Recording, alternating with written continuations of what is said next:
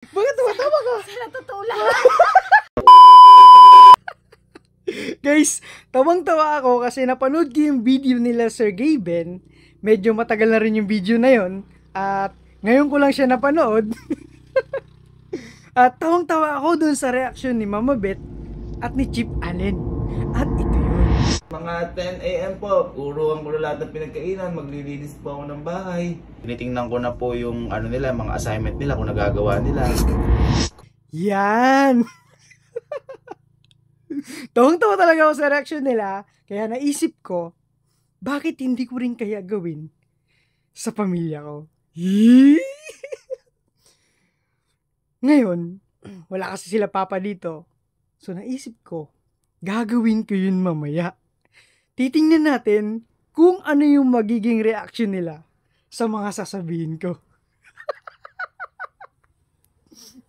Excited na ako. Kaya guys, abangan nyo kung ano mangyayari mamaya. Ma,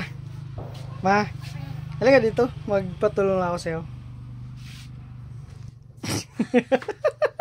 Bakit? Ayos ba? Kasi ganito. Ano naman? Ano naman yun? Kasi, mag-apply ako ng trabaho.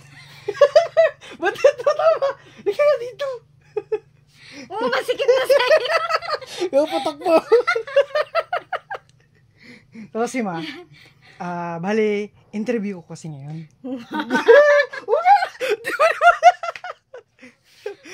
Tapos, kasi, bali part kasi ng interview ay, kumbaga, kumbaga sasabihin ko kung ano yung mga nangyari sa akin sa buong maghapon.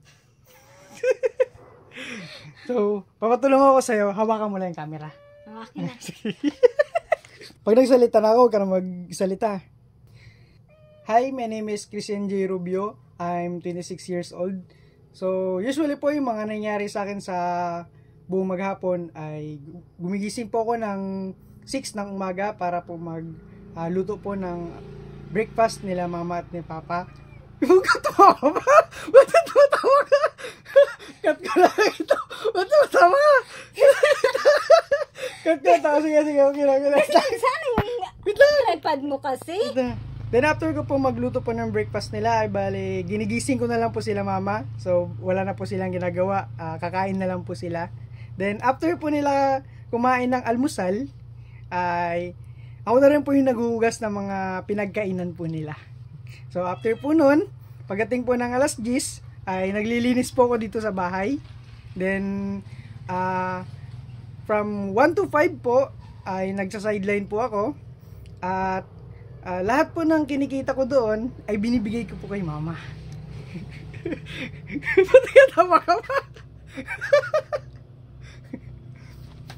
Tapos, pagdating naman po ng alas 5 ay pagdating po nila mama, nila papa dito galing trabaho, ay wala na po silang ginagawa.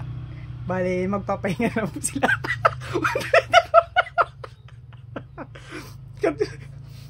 Kasi nakapagluto na po ako. Pagtapos naman po namin kain, bago po kami matulog, ay minamasahe ko po yung ulo ni mama bago kayo matulog. Bakit? Ba't tumatawa ka? Bakit tumatawa ka? Sa totoo lang. Hindi pa natutulog. Pa, hindi ka pa. Patulong na ako sa'yo.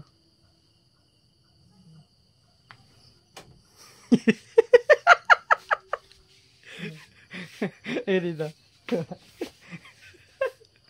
Kasi kanina, meron akong interview. Tapos, Nag-apply kasi ako ng trabaho. ngayon. Tapos, ito yung gagawin ko ay pinapasabit kasi ako ng requirements. Kumbaga, ibibideo ko yung sarili ko. Tapos, ikukwento ko kung ano yung mga ginagawa ko sa buong maghapon. So, papatulong ko sa'yo. Papahawa ko lang sa'yo yung camera. Oo ba? Hi, I'm Christian J. Rubio. I'm 26 years old. So, usually po, ang nangyayari po sa akin sa buong maghapon ay gumigising po ko ng alas 6 po ng umaga para po magluto ng aming agahan. So, after po nun, ginigising ko na lang po sila mama, sila papa, para po makapag-almusal na po. Tapos, pagkatapos po nun, ay ako na rin po yung naghuhugas ng mga pinagkainan po nila. And then, pagdating po ng alas 10, ako po ay naglilinis dito sa bahay, sa paligid po namin. And then, from 1 to 5 po, ay ako po ay nagsa-sideline. At pagkatapos po, lahat po ng kinikita ko, ay binibigay ko po yung kay Papa. Bakit nagagiti ba? Huwag ka magiti. Cut ko na lang ito. At pagdating naman po ng alas 5, ay pag-uwi po nila Papa, nila Mama galing trabaho, ay wala na po sila ibang gagawin, kundi magpahinga na lang. Dahil pagdating nila, ay nakapagluto na rin po ako. And then, after po namin kumain, syempre, bago matulog, ay minamasahe ko po si Papa. Yan.